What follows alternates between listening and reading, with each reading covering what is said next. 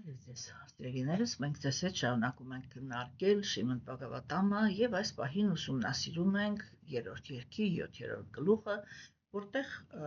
գլուխը կոչվում է Վիդուրան շարունակում է տալ հարցեր։ Երեք մենք քննարկեցինք Վիդուրայի առաջի հարցերը եւ տեսանք, թե ինչքան խորը եւ ինչքան մանրակրկիտ հարցեր է տալիս Վիդուրան իր հոգևոր ուսուցչին, եւ դա արդեն իսկ նշանակում է, որ իրականում արական քաղաքակրթության մեջ ամեն ոք գիտեր, որ հոգևոր ուսուցիչները իրենք տիրապետում են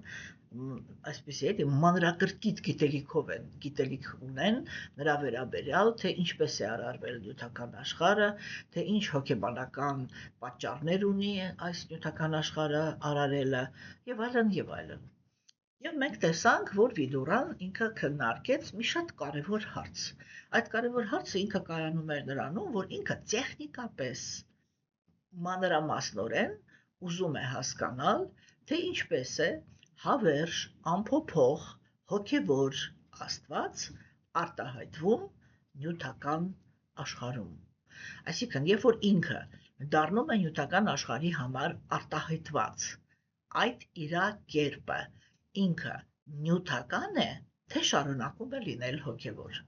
Եթե այն շարունակում է լինել հոգևոր, ապա ինչպես է հավերժը արտահայտվում ժամանակավոր աշխարհում։ Իմինը ոչ թե հոգեբանական տեսանկյունից, թե ինչու համար, այլ ինչպես տեխնիկապես, ինչպես է տեղի ունենում այդ իրադարձությունը, երբ որ գերագույն Աստծո անձնավորությունը, որը սովորաբար նյութական էներգիայի ազդեցության տակ գտնվող մարդկանց համար անտեսանելի է, այսինքն մենք ձեզ հետ տեսանք, որ արիացիները իրենք այդպես են նկարագրում, որ իրականում այն, ինչ կոչվում է նյութական էներգիա, նյութական էներգիայի կամ Մահամայայի գլխավոր ուրեմն բանը, ասենք, գլխավոր ֆունկցիան, դա գերագույն Աստծո գոյությունը թաքցնելն է։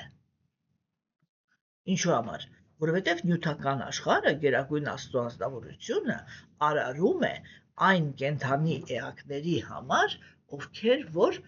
չեն ուզում ենթարկվել իր կամքին եւ ուզում են լինել անկախ։ Նյութական աշխարհը ինքը արարված է այն կենդանի էակների համար, ովքեր ուզում են անկախ արարել իրենց իրականությունը։ Եվ բնականաբար, եթե արդեն խոսքը գնում է անկախության մասին, ապա անմիջապես խոսքը գնում է կենդանիակի հնարավորությունների մասին, որտեղ գերագույն Աստծո անձնավորությունը ինքը ասում է. ինչպիսի հնարավորություններ, որ դու ունես, այդպիսի իրականություն էլ կարող ես ստեղծել։ Իսկ ո՞րն են քո հնարավորությունները։ Ուրեմն, միակ բանը, որ դու ունես, դա քո ցանկությունն է։ Մնացած ամեն ինչը գերագույն Աստծո ազնվորությանն է պատկանում, ընդհուպ կենդանիակի, նույնիսկ հոգևոր մարմինը։ Չէ՞, որովհետև այդ հոգևոր մարմինը ինքը գերագույն Աստծո անձնավորության մասնիկն է։ Այսինքն այստեղ անմիջական կապ կա ըստ արիացիների։ Չէ՞։ Հիմա տեսեք։ Եվ գերագույն Աստծո անձնավորությունը ասում է երկրորդ բանը, որը դու ունես, դա որ քոնն է, դա այն է, որ դու կարող ես ինչ-որ ճիքեր գործադրել։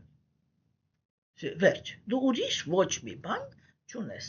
Դրա համար Բhagavad Gita-ում Շրի Կրիշնան ինքը պարզ Աջունային ասում է. կենդանիակի ճիքերը եւ իմ կամքը։ Հա, հիմա այդ իմ կամքը միշտ չի նշանակում, որ գերագույն Աստծո անձնավորությունը ինքը կատարում է միայն այն ցանկությունները, որոնք առաքինի են։ Իհարկե ոչ։ Ինչու՞։ Որովհետև նյութական աշխարհը արարված է ոչ առաքինի կենդանի էակների համար։ Եվ երբ որ ոչ առաքինի կենդանի էակը համապատասխան ճիքեր է գործադրում, որպեսզի հնարավորություն ստանա արատավոր գործեր կատարելով հասնի իր նպատակներին, գերագույն Աստծո անձնավորությունը սա ահավոր կարևոր կետ է։ Երբեք նյութական աշխարհում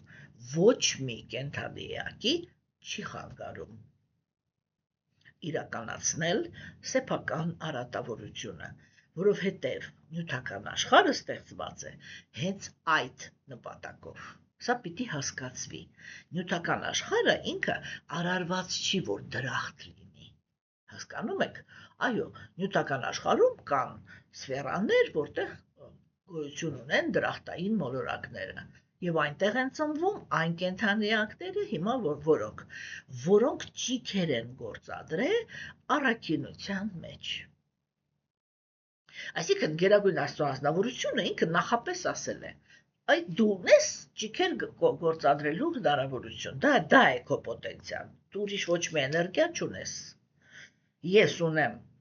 բոլոր մնացած էներգիաները, տրամադրել եմ այդ էներգիաների որոշ մասը քեզ, որպեսզի դու անկախ դա կոչվում է մերթվая մատերիա, հա, մեռած նյութը, այսինքն այն ինչի մեջ չկա կյանքը, չէ՞, չգիտեմ, քարերը, չգիտեմ, այն ամեն ինչից որ մենք կարող ենք ինչ-որ բան պատրաստել, չէ՞, կամ պիտի սպանենք, օրինակ ծառերը, բույսերը եւ այլն, որպեսզի տուն սարքենք, չգիտեմ, կահույք սարքենք, սա սարքենք, նա սարքենք, չէ՞, կամ արդեն մեռած, այսինքն մետաղները, չէ՞, հա, մետաղները, չգիտեմ, թանկարժեք քարերը եւ այլն, այդ ամեն ինչը դա Գերագույն Աստծո ազնվորության էներգիաներն են։ Եվ ինքը մեծահոգաբար ասել է, խնդրեմ, ես ձեզ տրամադրում եմ իմ էներգիաները, հա, եւ դուք ուզում եք լինել անկախ, ուրեմն ամեն ինչ կախված է լինելու ձեր ճիքերից, վերջ։ Եվ կրոնականություն դա կոչվում է, երբ որ կենդանիակը ինքը ինչ-որ մի տոկոսով արդեն ընդունում է, որ իր ճիքերը բավարար չեն, որ ինքը օգնության կարիք ունի։ Ընդ որում, ոչ թե իր ուժերի օգնության կարիքն ունի կամ իր բարեկամների, այսինքն իր նմանների, այլ հենց այդ էներգիաների տիրակալի օգնության կարիքն ունի։ Դա կոչվում է կրոնականության սկզբնական փուլը, հասկանում եք, որտեղ կենդանիակը ինքը ընդունում է Աստծուն միայն նրա համար, որպեսզի Աստված օգնի, որ ինքը կարգավորի իր նյութական գոյությունը։ Իսկ Գերագույն Աստծո ազնվորության համար հոգևոր ճանապարհը ինքը գոյություն ունի հոգուն նյութական աշխարհից դուրս բերելու համար։ Հա? Եվ այդտեղ, կոպիտ ասած, ինչ որ մի փուլում կարելի ասել, որ հոգևոր մարդու, հա, կենդանիակի, կրոնական կենդանիակի մեջ եւ Գերագույն Աստծո ազնվորության միջև տեղի է ունենում պայքար, որտեղ Գերագույն Աստծո ազնվորությունը, դու այսպես կարելի ասել, այսպես շատ, այսպես գաղտնի ձևերով, հա, ինչու գաղտնի, որովհետեւ ինքը միշտ հասկանում է, որ կենդանիակը միշտ իր աչքի առաջ է պահում ամենագլխավոր խնդիրը, որ իր նյութական գոյությունը լինի հարմարավետ։ Եվ Գերագույն Աստծո ազնվորությունը ինքը ասում է, որպեսզի դա տեղի ունենա, չէ՞, դուք պետք է ուրեմն հասկանաք, որ պիտի իրար հետ կոմպրոմիսի գնանք։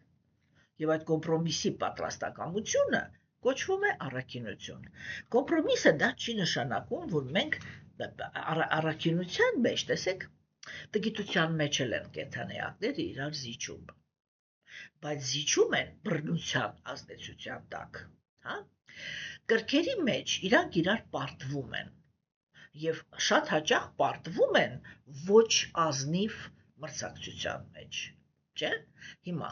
իսկ երբ որ խոսքը գնում է առաքինի կենդանիակների մասին, ապա այդ ժամանակ խոսքը գնում է այն ազնվորությունների մասին, որոնք իրենք պատրաստ են, այդ որ ասում ենք զիջել, չէ, զիջելը դա չի նշանակում, որ ինչ-որ մեկը ուժ է գործադրում, ինքը զիջում է, ոչ, իրենք պատրաստ են ընդունեն ուրիշ կենդանի էակի ճիքերի առավելությունը, այսինքն եթե ակնհայտ է, որ ինչ-որ մի կենդանի էակ ինձանից ավելի շատ ճիքեր է գործադրել եւ հասել է ինչ-որ մի արդյունքի, առաքինի ազնվորությունը երբեք չի խանգարում, որպեսզի ուրիշ կենդանիակը ինքը, այսպես ասեմ, վայելի իր ճիքերի արդյունքները։ Երբեք չի խանգարում։ Հասկանում եք։ Եվ սա իրականում շատ կարևոր կետ է։ Հիմա, սիրելիներս, ուրեմն հաջորդը դա այն է, որ մենք պետք է հասկանանք, որ Այ գերագույն Աստծո անձնավորությունը ինքը աջակցում է, ինքը կրոնականության դաշտին աջակցում է, ինքը Բhagavad Gita-ում իր բերանով ասում է. ես գալիս եմ նյութական աշխարհ, որպեսզի պատժեմ արատավորներին, ագրեսիվ արատավորներին եւ ուրեմն պաշտպանեմ անմեղներին։ Եվ երբ որ այդ անմեղներին նեղացնելը ինքը դառնում է ինչ-որ մի հատ շատ մեծ քանակությամբ, չէ, ապա այդ ժամանակ գերագույն Աստծո անձնավորությունը գալիս է անձամբ։ Մենք պետք է հասկանանք, որ եթե պատկերավոր ասեմ, կներեք, հա, բայց ամեն մի հատիկ մոծակի կամ նույնիսկ մի հատիկ մարդու համար գերագույն Աստծո անձնավորությունը հայտնության չի գալիս։ Ինքը անձամբ է գալիս հայտնությամբ, ինքը եթե դա խոսքը գնում է այդ սովորական սիտուացիաների մասին, սովորական սիտուացիաներում գերագույն Աստծո անձնավորությունը եւ պատիժը եւ պաշտպանությունը իրականացնում է իր գերհոգու տեսքով։ Այն տեսքով, որ ինքը կա կենդանիակների սրտում եւ որի ֆունկցիաներից մեկն է թույլ տալ կամ թույլ չտալ, որ ինչ-որ մի բան տեղի ունենա։ Հասկանում եք։ Հիմա իսկ ինչ որ վերաբերվում է արդեն երբ որ գերագույն Աստծո անձնավորությունը ինքը անձամբ մարմնավորում է տալիս եւ հայտնվում է այս աշխարհում, դա բարձ է որ այդ ժամանակ խոսքը գնում է բավականին լուրջ ուրեմն խնդիրների մասին։ Մենք դեռ դրա մասին լիքը պատմություններ ենք նայելու, բավական հետաքրքիր, ես համոզված եմ, որ ձեզ համար հետաքրքիր է լինելու։ Մենք հիմա անցնում ենք ամենաբարդ ուրեմն երկի մեջով, որտեղ շատ ենք փիլիսոփայելու, թեկուզ պատմություններ են լինելու, որտեղ մենք շատ հոգեբանական խնդիրներ ենք դիտարկելու։ Ուրեմն, սիրելիներս, չէ, տեսեք, այստեղ գալիս ենք, եւ Վիդուրան այդ հարցն է տալիս։ Հիմա սա շատ կարևոր հարց է։ Տեխնիկապես հոգեվորը ինչպես է արտահայտվում նյութականի մեջ։ Չէ, որովհետև երբ որ խոսքը գնում է կենդանի էակների նյութական աշխարհի գոյության մասին, այնտեղ շատ բարձ գաղափար կա գերագույն Աստծո անձնավորությունը, որին է պատկանում եւ հոգեվոր էներգիան եւ նյութական էներգիան, այսինքն եւ յոգամայան եւ մահամայան, չէ, եւ այդ երկու էներգիաները իրենք գտնվում են իր ղեկավարության տակ։ Եվ երբ որ ինչ-որ մի կենդանի էակ ուզում է փորձարկել անկախությունը, գերագույն Աստծո անձնավորությունը ինքը այնպես է անում, չէ, որ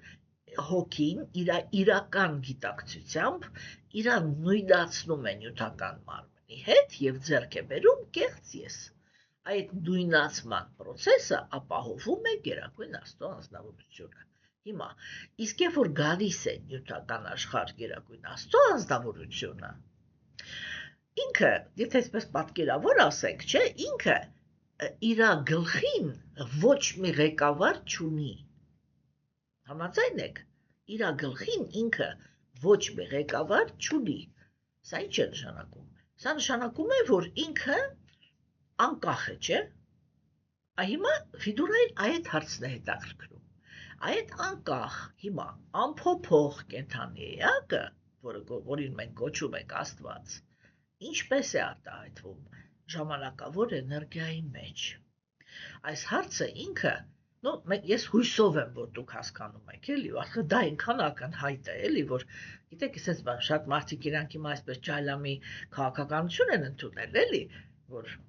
գլուխը մցրեցինք, ճշմարտությունը գոյություն չունի, բայց սա ակնհայտ է, հասկանում եք, որ այսպիսի խորությամբ, այսպիսի մանրամասնությամբ ոչ մեկ այս աշխարհում երբեք չի քննարկել, չի քննարկում եւ չի քննարկելու ընդհանրապես ուրեմն նյութական աշխարհի արարչագործությունը եւ Աստծո մասին գիտելիքը։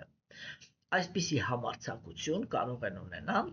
միայն այն առաքինի կենդանի էակները, որոնք Աստծո կողմից հովանավորված են, այսինքն ինքը գերագույն Աստծո անձնավորությունը իրենց գիտելիք է տալիս ամեն ինչի մասին անձամբ։ Հիմա, սիրելիներս, չէ, ուրեմն Վիդուրան ինքը շարունակում է տալ հարցերը եւ ես կկարդամ նրա հարցերը եւ Մայտրեյայի պատասխանները։ Տերը գերհոգու կերպարանքով գտնվում է յուրաքանչյուր կենդանի էակի սրտում։ Այդ դեպքում ինչու է կենդանի էակների գործողությունները իրենց դժբախտություն եւ տառապանք պատճառում։ Ով մեծ իմաստուն, Այս գիտության պատճառած տառապանքը շփոթեցրել է իմ միտքը, ուստի խնդրում եմ քեզ ցրել բոլոր կասկածներս։ Հա, տեսեք հիմա ուրեմն վերջի հարցը, որը Վիդուրան տալիս է Մայտրեյային, ինքը շատ հետաքրքիր թեմա է։ Այրացիները իրենք խոսում են նրա մասին, ամենայն դեպս մինչև այս պահ մենք տեսել ենք, որ երկրորդ գլխում Շուգադեվը Գոսվամին ինքը շատ էր խոսում, որ սկզբում կենդանիակը ինքը պետք է կենտրոնանա Գերագույն Աստծո ազնվորության նյութական ձևի վրա, որը կոչվում էր վիրատրուպա։ Մենք տեսանք, որ քննարկվեց այդ հարցը, որ իրականում Գերագույն Աստծո ազնվորությունը ինքը նյութական մարմնից բաղկացած, նյութական էլեմենտներից բաղկացած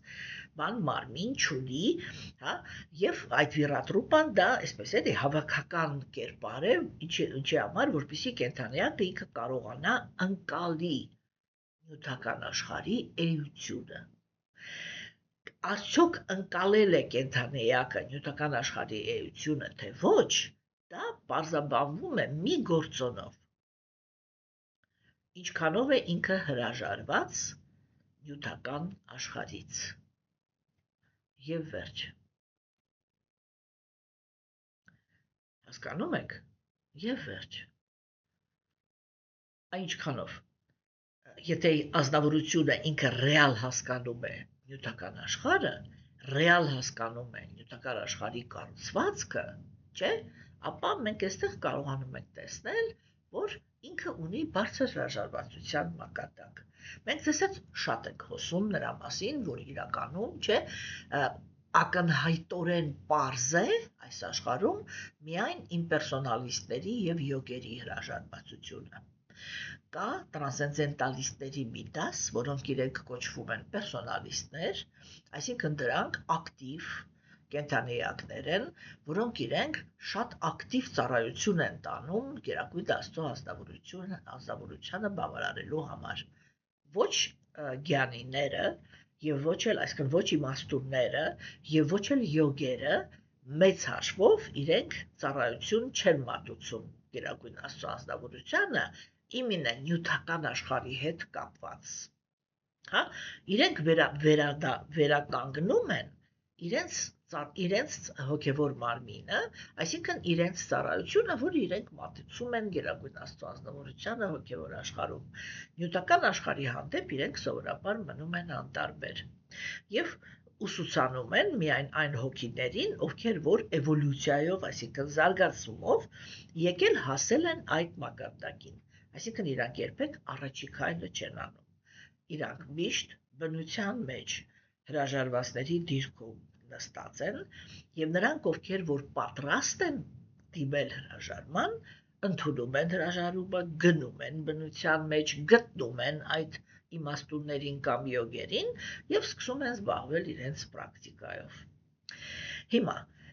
պերսոնալիստները իրանք մտնում են հասարակության մեջ, այսինքն կան երկու տեսակի բրահմաններ։ Հոգևորական դասը ինքը արիացիների մեջ կոչվում է բրահմաններ, քրմերը, կամ ինչպես ուզում եք անվանել, բայց ինքը կոչվում է բրահմաններ, կամաց մի քանի բառ եկեք սյոտկի սովորենք, էլի ես շատ եմ խուսափում ընդհանրապես սանսկրիտ բառերից, բայց կան ինչ-որ բառեր, որոնք եթե մենք այսպես կոնենք, այդ մի քանի բառը սովորենք, ինձ համար շատ ավելի հեշտ կլինի ձեզ հետ խոսելը։ Ուրեմն բրահմանները իրենք կան, այդ պերսոնալիստ բրահմանները իրենք կան երկու տեսակի։ Առաջինը դրանք ամենասկզբնական հոգևորական դասի մեջ ամենաառաջին, ամենացածր մակարդակ ունեցողներն են, եթե կարելի է այսպես ասել, հա, որոնք են այդ բրահմանները։ Դա այն հոգևորականներն են, որոնք իրենք փայլուն տիրապետում են, այսպես փայլուն տիրապետում են նյութական աշխարհի, ուրեմն կառուցվածքի, կներեք, նյութական աշխարհում բարոյականության օրենքներին։ Հա, այսինքն այդ բրահմանները իրենք ի վիճակի են, հա, իրենք ի վիճակի են կարգավորել, օգնել կենդանիակներին, որոնք իրանք գալիս են կրոնականության դաշտ, կարգավորել իրենց նյութական գոյությունը։ Եվ իրանք շատ լավ տիրապետում են այդ գիտությանը, թե ինչպես դա պետք է անել։ Հիմա, Եվ կան երկրորդ տեսակի բրահմաններ, դրանք ամենաբարձր բրահմաններն են, իրանք պերսոնալիստ են և ամենաբարձր բրահմաններն են, ինչու, որովհետև իրենք վերականգնում են և իրենց հոգևոր մարմինը, այսինքն գիտակցում են, թե իրենք ով են հոգևոր աշխարհում, հա, բայց և շատ ակտիվ մասնակցություն են ունենում մարդկության կամ նյութական աշխարհում ապրող կենդանիակների, որ մոլորակներում էլ ուզում է իրանք լինեն, կյանքի մեջ, հասարակական կյանքի մեջ։ Ինչու համար? Որովհետև հենց այդ անձնավորություններն են, որ կարող են ցույց տալ կատարյալ օրինակներ։ Հասկանում եք, իրանցից ամեն մեկը գալիս է ըստ ժամանակի, տեղի և պայմանների ցույց տա շատ կարևոր օրինակ։ Հիմա ես կարող եի օրինակներ բերեի, բայց այս պահին չեմ ուզում խորանալ այդ թեմայի մեջ։ Հասկանում եք, չէ՞։ Եվ ուրեմն մենք պետք է հասկանանք, չէ՞, որ հիմա Վիդուրան ինքը ինչ հարց է տալիս։ Ինքը ասում է, երբ որ կենդանիակները իրան գալիս են նյութական աշխարհ, չէ՞, դու ինքդ ասեցիր, որ այ երկրորդ երգում մենք տեսանք, որ Շուկադևը Գոսվամին ինքը շատ էր խոսում դրա մասին, չէ՞, ինչպես ես արդեն նշեցի, որ սկզբնական շրջանում ուրեմն այդ նյութական ֆորմային պետք է հոնարվել, կենտրոնանալ իր վրա, ինչու համար, որպեսզի հասկանաս նյութական աշխարհի էությունը։ Երբ որ նյութական աշխարհի էությունը հասկացար, դա որպես մակարդակ արտահայտվում է քո հրաժարման մակարդակով, բայց որպես գիտելիք, դու այդտեղ գիտելիք ես ձեռք բերում, թե ինչպես է Գերագույն Աստծո անձնավորությունը ինքը ղեկավարում նյութական աշխարհը։ Հասկանում եք, եւ այդ, որ ինքը ղեկավարում է նյութական աշխարհը, դա նշանակում է, հիմա այսինքն սրտում նստած գերհոգու գաղափարն են իրանք առաջ քաշում, չէ՞։ Ընդ որում, տեսեք, այդ գաղափարը, որ Գերագույն Աստծո անձնավորությունը ինքը բոլորի մասին ամեն ինչ գիտի եւ այլն, ինքը իրականում տեղի ունի շատ տեղերում դա իրականում քննարկվում է, չէ՞։ Բայց թե տեխնիկապես դա ինչ է նշանակում, այդպես այդքան բան չեն անում, էլի։ Արիացիները իրենք ասում են, Գերագույն Աստծո անձնավորությունը ինքը ունի իր անհատական մարմնավորումը ամեն մի կենդանի էակի սրտի մեջ։ Հա, ընդ որում, այդ ձևը ինքը ամեն կենդանի էակի այդ բանն է, այս իր մարմնի համեմատ այս չափն է, հա, իմ մարմնի համեմատ սա է, փղի մարմնի համեմատ այսքան է, մրջունի մարմնի համեմատ իր մարմնի այդքան մասն է, հասկացաք հիմա, սա հիմա այս պահին կարևոր չի, Վիդուրան ուրիշ հարց է բարձրացնում, ինքը ասում է, եթե Գերագույն Աստծո անձնավորությունը նստած է հոգու նյութական մարմնի մեջ, այսինքն պաստացվում է, որ մեր ֆիզիկական մարմնի մեջ նստած են կենդանի էակը և գերհոգին։ Իրանք հենց այդպես էլ ասում են, ինչպես է նկարագրում շաստրաները այդ երևույթը։ Իրանք ասում են, որ կա ուրեմն մի ծառի ճյուղ, որի վրա նստած են երկու թռչուններ։ Այդ թռչուններից մեկը ուտում է այդ ծառի պտուղները, իսկ մյուսը միայն նայում։ Այսինքն գերհոգին, որը միայն նայում է, եւ հոգին, որը ինքը գործում է։ Ինչ որ պտուղներ է ստանում այս նյութական աշխարհում, եւ այդ պտուղները կամ տառապանք են պատճառում իրեն կամ վայելք։ Թեկուզ ինքը միշտ ճիքեր է գործադրում, որ վայելի։ Հիմա, սիրելիներ, չէ՞,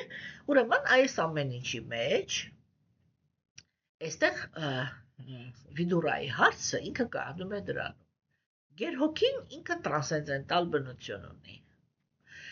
եւ ամեն ինչի տիրակալն է։ Ինքը նման է արևի։ Ընդհանրապես Գերագույն Աստծո անձնավորությունը ինքը նման է արևի։ Հասկանում եք, արևը ինքը լույս է տալիս բացարձակ բոլորին։ Եվ մենք դրա մասին խոսեցինք անցյալ գլուխներում, չէ՞ որ կիսաստվածները իրենք հենց այդ հարցով իրար դիմեցին, որ մենք այս պահին չենք կարողանում համագործակցել իրար հետ, որովհետև այդ չենք կարողանում գալ այդ քո մակարդակին, որ անձրև լինենք բոլորի համար, որ օդ լինենք բոլորի համար, որ հող լինենք բոլորի համար, անկախ նրանից դա արատավոր կենդանիակներ են, առաքինի թե ինչու է կիսաստվածների համար սա դժվար, մենք դա քննարկել ենք, որտեղ կիսաստվածները իրենք առաքինության գոյավիճակի կենդանիակներ են, հասկանում եք, եւ դրա համար իրանց համար բարձրանալ տրանսցենդենտալ մակարդակի, որտեղ կարելի է նույնանման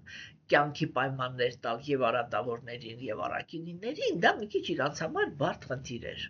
Չէ՞, եւ Գերագույն Աստծո ազնվորությունը ինքը հենց այդ խնդիրը լուծեց։ Իրանք դա գիտակցեցին եւ համագործակցությունը արդեն դարձավ, ուրեմն կանգնեց իր տեղը այն մակարդակի, ինչ մակարդակի, որ դա պահանջվում էր տիեզերքի գործերը առաջ տանելու համար, չէ՞։ Հիմա տեսեք, սիրելիներս։ Ուրեմն այս ամեն ինչի մեջ, չէ՞, ահռելի կարևորություն ունի ընդհանրապես այդ թեման, որ գերագույն Աստծո ազնվորությունը ինքը տրանսցենդենտալ բնություն ունի։ Եվ եթե ինքը գտնվում է կենդանիակների սրտի մեջ եւ հետևում է կենդանիակների բոլոր արարքներին, ապա ոնց հասցրեց Վիդուրան, ինքը հարցրեց, ասեց, ապա ինչու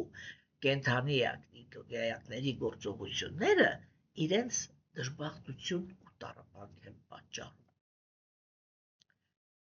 Ինչու ինքը հենց գերհոգուն նշեց, որովհետև իրականում գերհոգին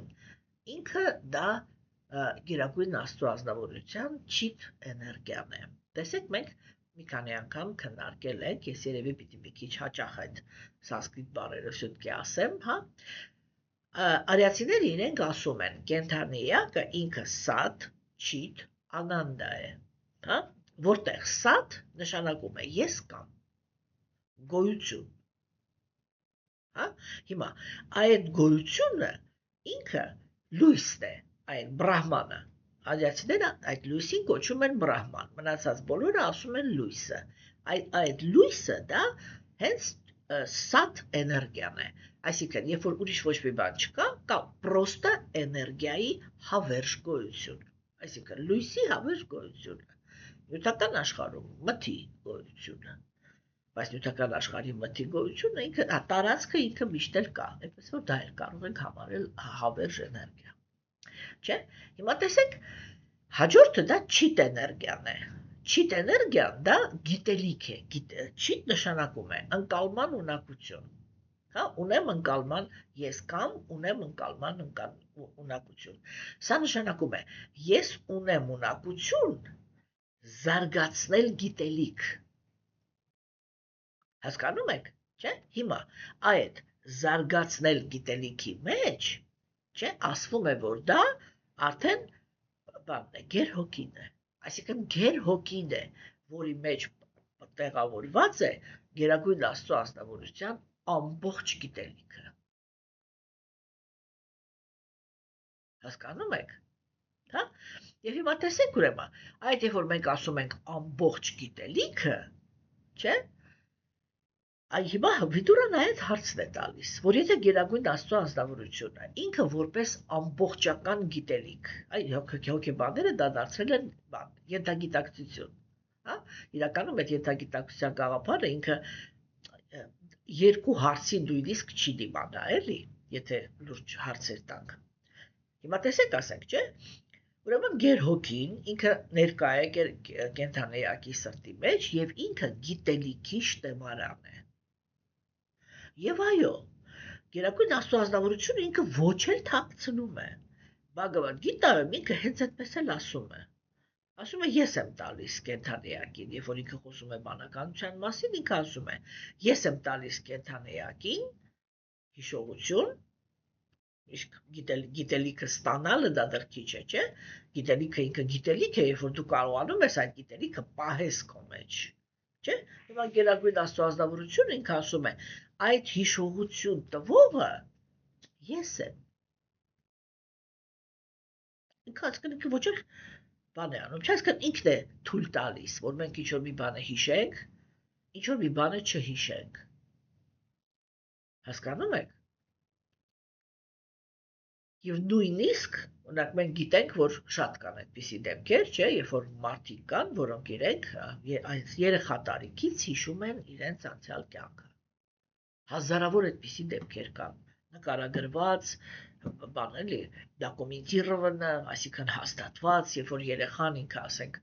հենց լեզու էր առնում, սկսում էր խոսել, որ դու իմ մաման չես, դու իմ պապան չես, իմ պապան չգիտեմ որտեղ է ապրում, հետո մարդիկ գնում էին, տեսնում էին, որ իրոք այդ տեղը կա,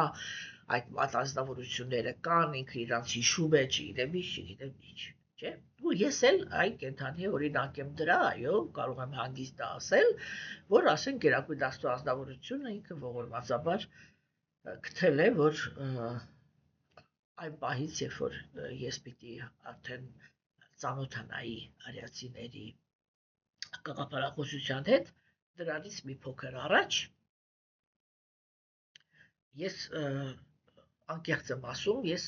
դա սկզբից չէի ընկալել որպես գիտելիք։ Ես դա ընկալել էի, որ ես ինչ-որ բանել, այսպես ցլորքային երազներ եմ տեսել։ Բայց իրականում հետագայում հասկացա, որ Գերագույն Աստծո ազնվորությունը ինձ իմ 12 կյանքը թույլ էր տվել, որ ես տեսնեմ եւ հիշեմ, թե ես ովքեր եմ եղել, թե ես ինչ ճանապարհ եմ անցել, թե հիմա այս կյանքում ինչ ճանապարհ եմ անցնելու եւ ինչ խնդիրներ, ինչ է ինձ տրված անել այս կյանքում։ Եվ որ ուղղակի ես հետո հասկացա, որ որպեսզի ես անեմ այն ամեն ինչ, որ ինձանից ակնկալվում է, ես անպայման պիտի գիտակցեի իմ անցյալը։ Եվ դրա համար ինձ այդ հիշողությունը տրվեց։ Հասկանում եք, այսինքն այդպիսի որոշումները Գերագույն Աստծո ազնվորությունն է ընդունում, երբ որ ինքը համարում է, որ ինչ-որ մեկը իրան պետք է, որ ինքը ինչ-որ մի բան հիշի, ինքը հիշում է։ Երբ որ պետք չի, որ ինչ-որ մի բան հիշի, ինքը չի հիշում։ Եվ ես նույնիսկ կարող եմ մի փոքր թույլտամից, ասենք մի փոքր այսպես խոհանոց բացեմ, հա, իմ խոհանոցից, որ երբ որ ես աշակերտ եմ ընդունում եւ Գերագույն Աստծո ազնվորությունը ինձ ցույց է տալիս իր անցյալ կյանքերը, ապա ձեռնադրման պահին, երբ որ ես արդեն հնչեցնում եմ ազնվորությանը, ասենք ինչ-որ բաներ, չէ, կան աշակերտներ, որոնց այսպես ոնց ասեմ, ոնց որ բերանիս վրա կապ դնեն, եւ ես մի բառ չեմ կարող իրան ասել իր անցյալ կյանքերից, թեկուզ շատ լավ գիտակցում եմ իր անցյալ կյանքերը։ Հասկանում եք։ Իսկ կան աշակերտներ, որոնք ասենք ինչ որ անցյալ կյանքերից ինչ որ էպիզոդներ կա, որոնք իրանք կարող են բան էլի պետքական լինել այս կյանքում հոգեվոր կյանքը ճիշտ կազմակերպելու համար, չէ՞։ Եվ այդտեղ անկախ ինձանից ոնց որ կոպիտ ասած Աստվածից խոսացնում է եւ ես այդ գիտելիքը փոխանցում եմ աշակերտին եւ շատ հաճախ լինում է այնպես որ պարզ է որ աշակերտները իրանք ասենք նեղանում են, հա, նրանք ովքեր որ ինձ թույլ չեն տալիս որպեսզի ես ինչ-որ մի բան ասեմ, իրանք նեղանում են որ իրանց ոչինչ չասեցի, իսկ ինչ-որ մեկին ասեցի։ Հասկանում եք։ Ուրեմն սա ինքը իրականում այո, դա այդպես է։ Գերագույն Աստծո ազնվորությունն է ղեկավարում, թե ով ինչ պիտի իմանա, ով ինչ պիտի հիշի։ Եվ հիմա Վիդուրան դա է հարցում։ Չէ, ինքը ասում է, ամեն կենդանի եղակի գործողությունները իրան բերում են շատ հաճախ տառապանքի, չէ, հիմա ինչ է գործողությունը կենդանիակը ինչի հիմքի վրա է կատարում։ Կենդանիակը ինքը գործողություն է կատարում գիտելիքի հիմքի վրա։ Համաձայն եք։ Չէ, հիմա այդ գիտելիքի հիմքի վրա դա ինքնըստինքյան նշանակում է, չէ, որ ազնվորությունը ինքը բան է, ինչ որ մի բան գիտի, իր գիտելիքի հիմքի վրա ինչ որ գործողություններ է կատարում։ Եվ դա բերում է տառապանքի։ Հիմա Վիդուրան դա է հարցնում, որ եթե գերհոգին գտնվում է կենդանիակի սրտում, ապա ինչպես է ստացվում, որ ինքը ազնվորությունը ինքը գործում է եւ տառապանք է ստանում։ Դա նշանակում է, որ Գերագույն Աստծո ազնվորությունն է ինքը միտումնավոր այնպիսի գիտելիք տալիս կենդանիակին, որպեսզի ինքը այնպիսի գործեր անի, որ հետագայում տառապի։ Սա կարևոր հարց է, չէ՞։ Ինչու է սա կարևոր հարց։ Որովհետև իրականում այս աշխարհում կա մի կետ, որը գիտելիքի իմաստով էլի, կա մի կետ, որը ինքը խճճում է ամբողջ իրականությունը։ Տեսեք, մարդիկ, որոնք իրենք այս կամ այն չափով տեղյակ են վեդայական գիտելիքից կամ արիացիների գիտելիքից, չէ, իրանք ընկալել են, որ կա կարմայի գաղափարը, այսինքն ճակատագրի գաղափարը, եւ ամեն ինչը որ մեր հետ կատարվում է, դա մեր անցյալ կյանքերի գործողությունների արդյունքն է։ Չգիտեմ, ես հայերի խելամտությանը շատ եմ հավատում, հա, ասենք հիմա նկատեցիք, ինչն են անտեսում, ինչ-որ բան է, չէ, անտեսում, ինչն են անտեսում։ Ամեն անգամ ճակատագրի գաղափարը ինքը այնպես է քննարկվում, չէ, որ դու անցյալ կյանքում ինչ-որ մի բան ես արել, հիմա դիմացը ստանում ես։ Ինչը ընդհանրապես չքննարկվեց, որ գոյություն ունի առաջին տառապանք պատճառելը։ Այսինքն ես անցյալ կյանքում առաջինը, այսինքն այն ազնվորությունը, որի հանդեպ ես դա արել եմ, ինքը դա չէր վաստակել։ Հասկանում եք, որովհետև եթե օրինակ ասենք, եթե ինչ-որ մի կենդանիակ ինքը գալիս է, ինձ տառապանք է պատճառում, որովհետև ես անցյալ կյանքերում ինչ-որ մի բան եմ արել, չէ՞։ Ուրեմն, այստեղ ինքնըստինքյան նշանակում է, որ ես ինչ-որ մեղք եմ, չէ՞, ունեցել, բայց եթե ես մեղք եմ ունեցել եւ ինքը ինձ եկել է այդ մեղքը հատուցելու, ինքը ինչի պիտի տառապի, եթե ընդամենը հատուցելու ինստրումենտ էր։ Գիտեմ, կարողանում եմ բացատրեմ, թե ինչ եմ ուզում ասեմ։ Շատ կարևոր կետի մասին եմ հիմա խոսում բոլոր այն մարդկանց համար, ովքեր որ վեդայական գիտելիքի հետևորդներ են։ Այսինքն գոյություն ունի իրադրություն, երբ որ կենդանիակը առաջինն է ինչ որ մի բան անում։ Այսինքն ինքը ինչ որ մի վատ բան է անում այնպիսի հոգու հետ, որը դրան չեր արժանացել, որովհետև եթե ինքը անում է այն ինչ որ արժանացել էր, հա, իրան ոչ մի բան չի լինում, ինքը ընդամենը գործիք էր, որի միջոցով Գերագույն Աստծո ազնվորությունը հատուցեց։ Եվ ես իմ հաջորդ կյանքում տառապանք եմ ստանում միայն այն դեպքում, երբ որ անմեղին եմ նեղացրել։ Հիմա զգացիք, թե ինչ խնդիր առաջացավ։ Խնդիրից խնդիր առաջացավ հասկանալ, թե երբ որ մեր կյանք գալիս է տառապանք, հա, այդ տառապանքը ինքը վաստակած է, թե առաջինն է տեղի ունենում։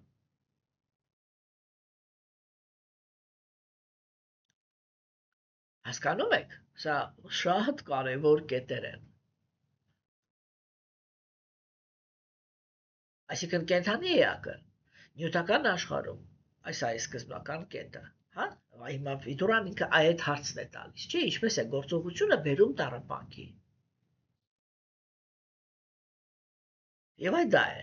որ հիմա կենդանիակը ինքը ինչ-որ գործողություն արեց։ Եվ եթե այդ գործողությունը իրան բերես տառապանքի, դա նշանակում է, որ ինքը այդ արանքում, այդ գործողությունները անելու ընթացքում անմեղ կենդանիակների է տառապանք պատճառել։ Այսինքն, դա միշտ չի, որ երբ որ մեր կյանք տառապանք է գալիս, մենք այդ տառապանքը վաստակել ենք։ Կա առաջին տառապանքը պատճառելու գաղափարը, որը ընդհանրապես անտեսվում է բոլորի կողմից։ Եվ ամեն ինչը դիտարկվում է ըստ ճակատագրի, որ դու վատ բան ես արել, դրա համար քո կյանք այս վատ բանը եկավ։ Ինչ որ մի տեսանկյունից ես կարող եմ այդ գաղափարի հետ համաձայնվել, եւ դա այն տեսանկյունն է, որ աստվածամերժության դարաշրջանում, հիմնականում անմեղ հոգիներ չեն ծնվում, բայց եւ կարող եմ անել հաջորդ ճշտումը, որ եթե գործ ենք ունենում սովորական աստվածամերժության դարաշրջանի հետ։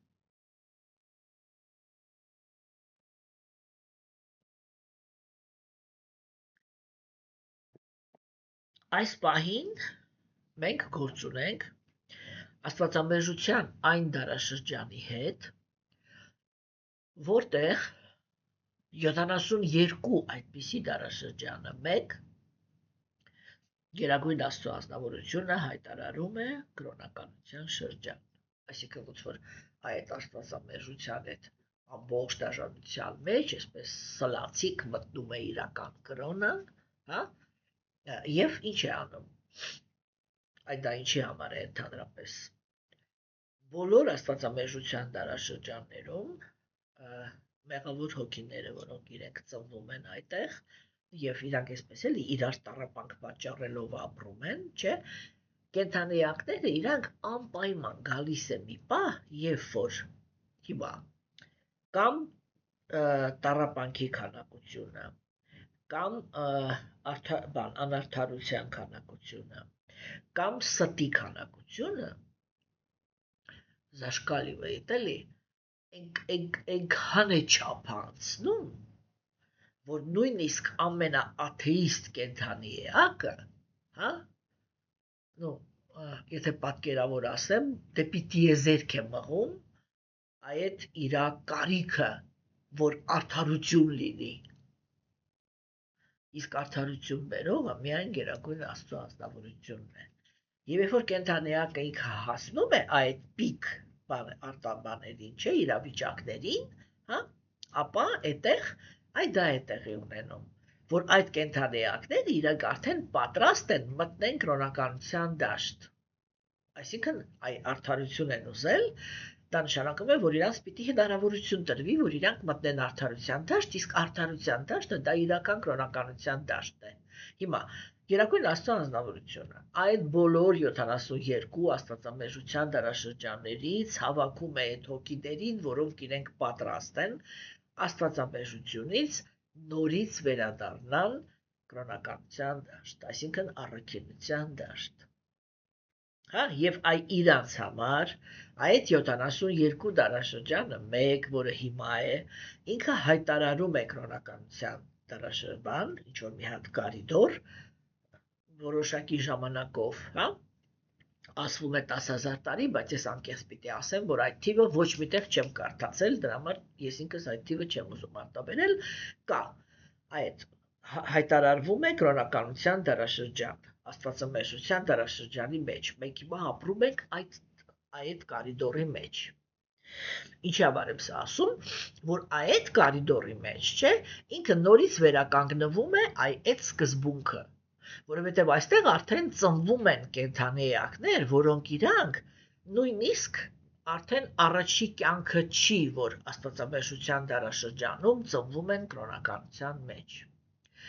Օրինակ, այդ կրոնականության կարիդորը, չէ, Գերագույն Աստծո ազնվորությունը ինքը հայտարարել է 500 տարի առաջ։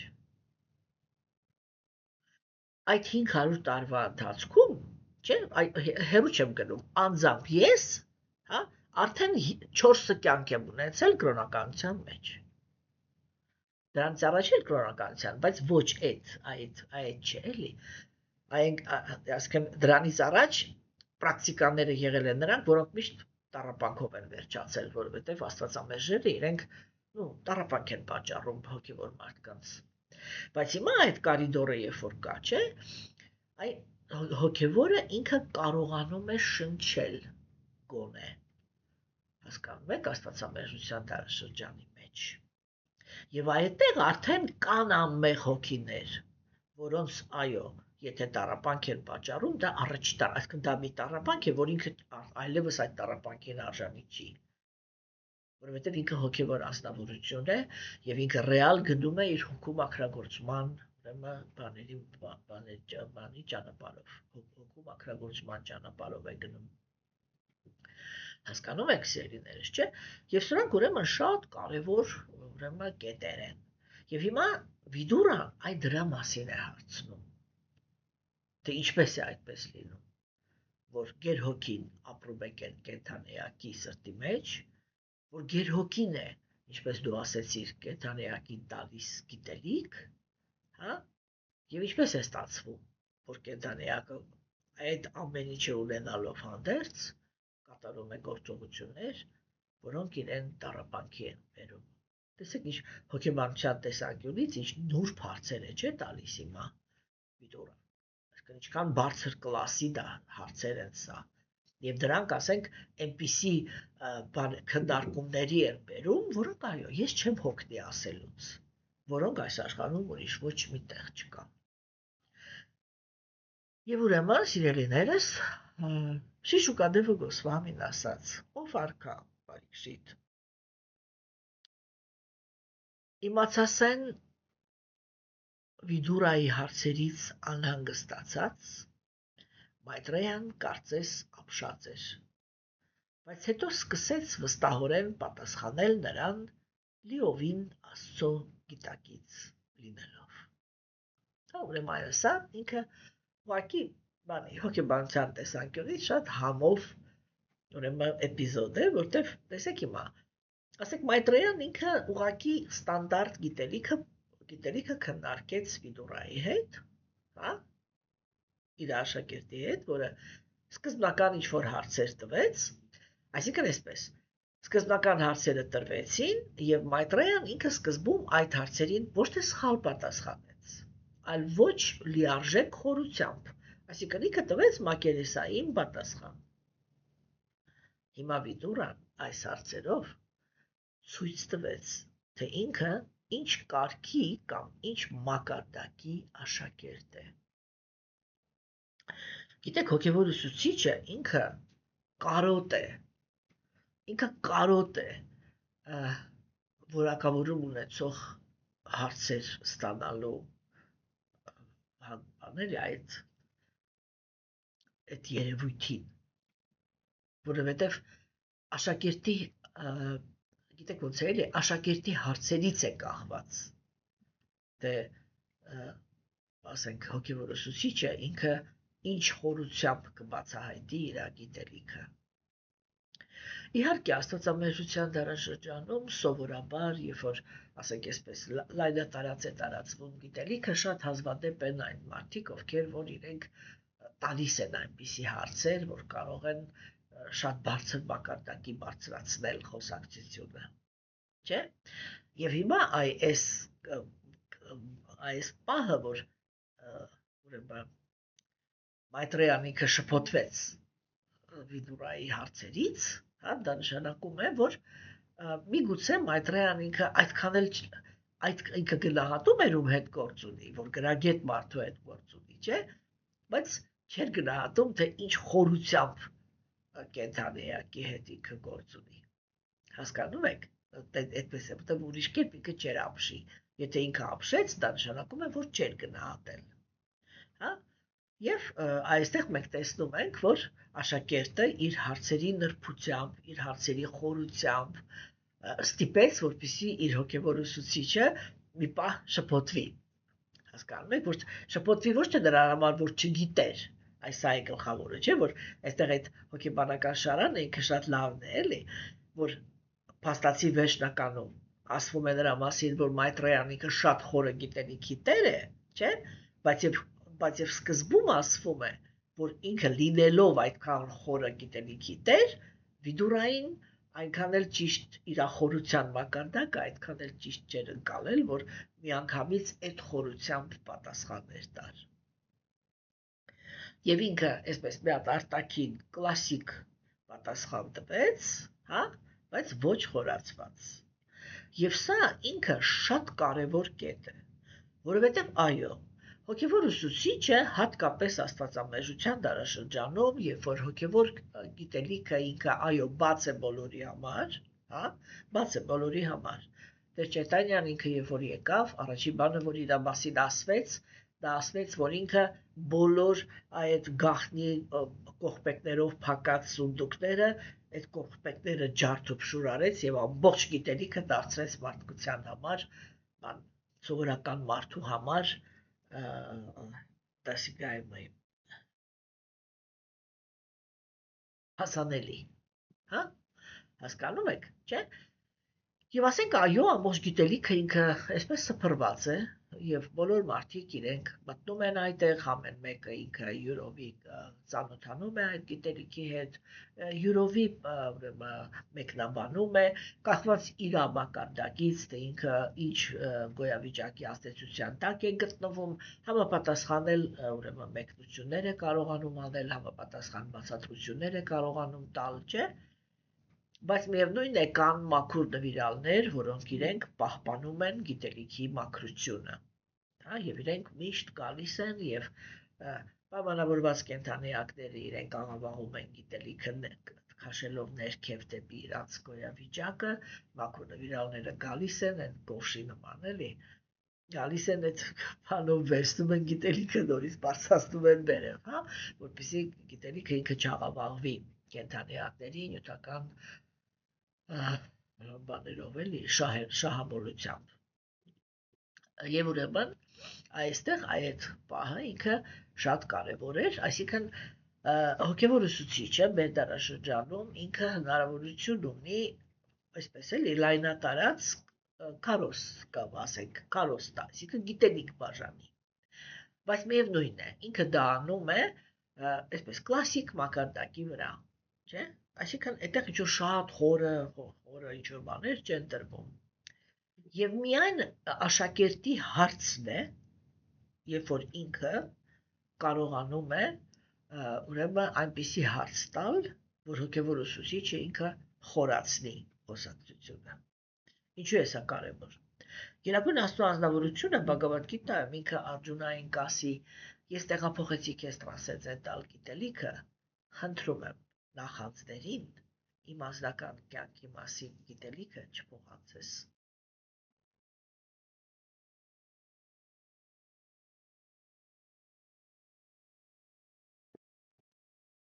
Այս խնդրանքով նույնիսկ Աստված ընդունեց, որ նախանձը կարող է իր երանությունը հարամի։ Եվ ուրեմն այո, կա այդպիսի օրենք, որ չի Երիկամի դույց է, էլի, չի խորհուրդ չի տրվում, հա, թույլ տալ, որպեսզի նախանձ կենդանիակները իրանք, ասենք, բան էլի, տեղյակ լինեն մեր կյանքից կամ այդ կյանքում տեղի ունեցող որևիցե իրադարձություններից։ Որովհետև այո, նախանձ անձնավորությունը ինքը գալիս եւ խցկվում է մեր կյանք միայն նրա համար, որպեսզի պարզի, թե ինչն է մեր կյանքում մեզ ուրախություն պատճառում, որպեսզի այդ ուրախությունը չորացնի այս կամ այն ձևերով։ Հիմա սիրելիներս, չէ՞, եւ ուրեմն դրա համար այդ երևույթը ինքը այդպիսի օրինաչափության է ենթարկվում, որ սկզբում ինչ հարց ուզում է լինի, հոգևոր ուսուցիչը տալիս է պարզ կլասիկ պատասխան։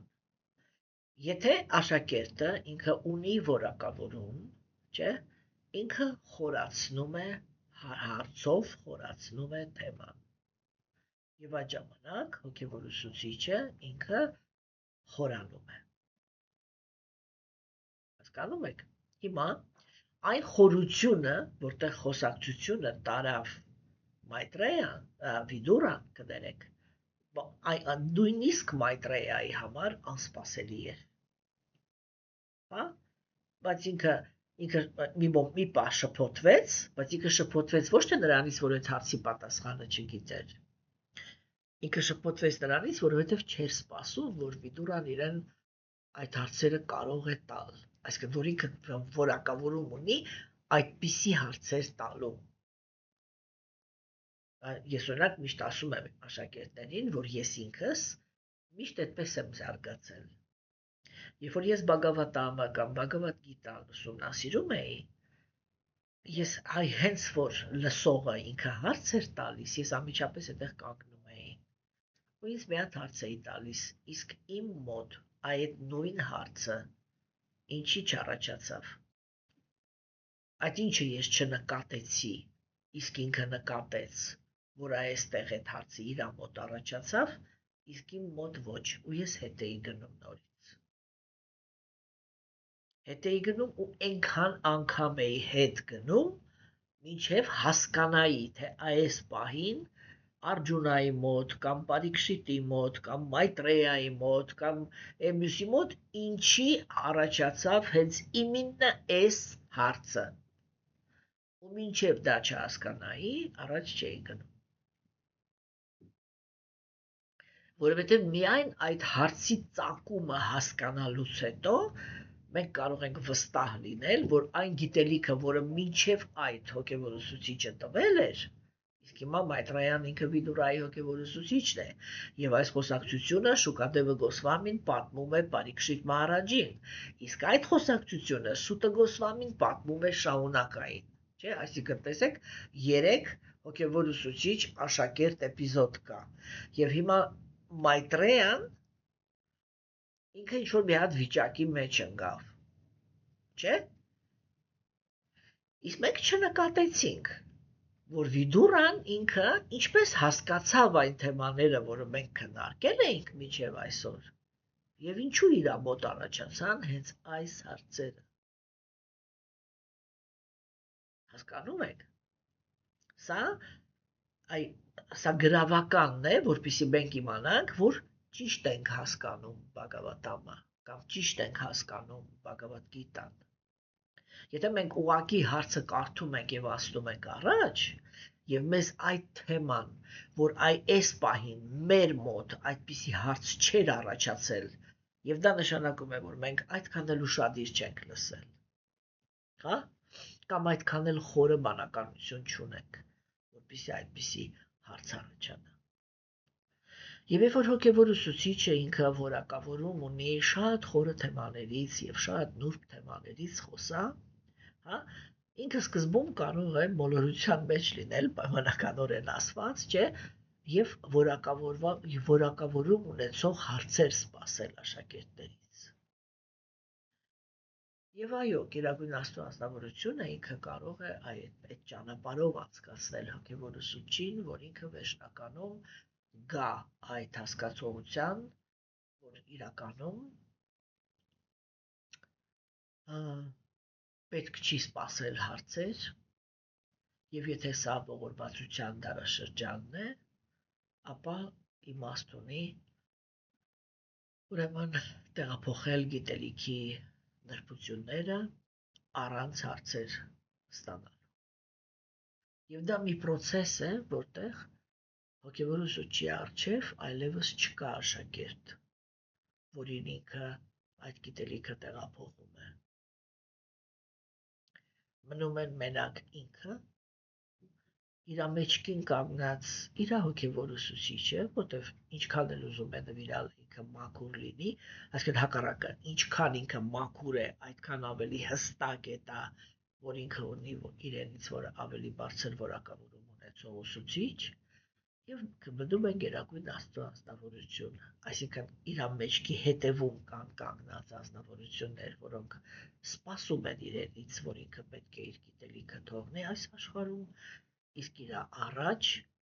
այլևս անապատ է, որտեղ չկա ոչ մի աշակերտ, որը հասկանում է, թե ինքը ինչ է ասում, հասկանում է այն չափով, ինչ չափով, որ հոգևորացուցիչը ասում է։ Եվ այստեղ այդ տրամադրությունը կարող է գալ հոգևորացուցիչի մեջ, չէ, որ ասենք ինքը անկախ նրանից, թե ունի որակավորում հարցեր տվող, թե չունի որակավորում հարցեր տնող, մոտեցումը լինում է այսպիսինը, որ եթե այդպիսի անձնավորությունը ինքը հայտնվել է այն վայրում եւ այն տեղը, որտեղ ինքը հայտնվել է, ուրեմն այդտեղ այն գիտելիքը, որին ինքը տիրապետում է, այդ գիտելիքը պիտի հնչի եւ կարող է հիմա, իսկ կարող է շատ հետո նոր հայտնվեն այն մարդիկ, որոնք իրենք կհասկանան, թե այդ ուսուցիչը ինչ էր ասում։ Իսկ այս պահին Մայտրեյան ինքը իրականացրեց, որ ինքը երջանիկ ուսուցիչ է, որովհետև իր առաջ կանգնած է մի աշակերտ, որը շատ բարձր ընկալելու մակարդակ ունի եւ որը կարողանալու է խոսակցությունը իր հարցերով ամեն անգամ ավելի ու ավելի խորացնել։ Եվ մենք դրանում համոզվելու ենք։ Ուրեմն այս տեքստը վերջին, որտեղ ասվեց, որ Մայտրեյան ինքը շոկի մեջ ընկավ սկզբում, հա, մի քիչ շփոթվեց, հետո հավաքեց իրան եւ սկսեց պատասխանել, որովհետեւ ինքը Աստծո հետ կապված էր խորը գիտելիքով, սա նշանակում էր, որ Մայտրեյան այս պահին զգաց իրեն երջանիկ ուսուցիչ,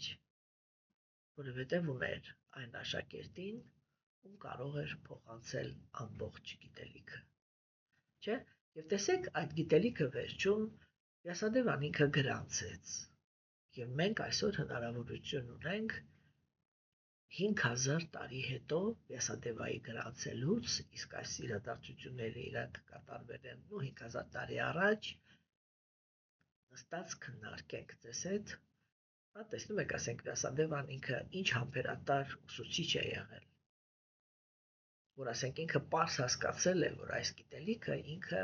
դեռ 4500 տարի համարյա թե չի օգտագործվել, բայց ինքը գրանցել է այդ գիտելիքը եւ այսօր 500 տարի առաջ եկած Տեր Ճայտանյայի ողորմածությամբ, որը ինքը թույլ տվեց, որպեսզի գիտելիքը դուրս գա ամբողջ մարդկության համար հասանելի դառնա, մենք ձեզ հետ նստած Հայաստանում քննարկում ենք հոգևոր գիտելիքի մարգարիտները։ Եվ այսօր այսքան։